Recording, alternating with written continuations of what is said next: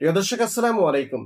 বাংলাদেশের যত শিল্পপতিরা রয়েছে, যত কোটিপতিরা রয়েছে, তাদের মুখের বক্তব্য শুনলে আসলে অনেক সময় আমি নিজেও হতবাক হয়ে যাই। তাদের মুখের বক্তব্য হচ্ছে তারা একসময় খুবই হত দরিদ্র ছিল। তাদের কাছে টাকা পয়সা তেমন ছিল না। কেউ 50 টাকা, কেউ 200 টাকা, কেউ 300 টাকা দিয়ে ঢাকা এসেছিল বা অন্য কোনো জায়গায় গিয়েছিল, সেখানে ব্যবসা করেছে এবং ওখান থেকে কোটি কোটি টাকার মালিক হয়ে গেছে। বর্তমান তাদের কাছে 5,000 কোটি টাকা, 10,000 কোটি টাকা, 200টা কোম্পানি, 50টা কোম্পানি ব্যালেন্স রয়েছে।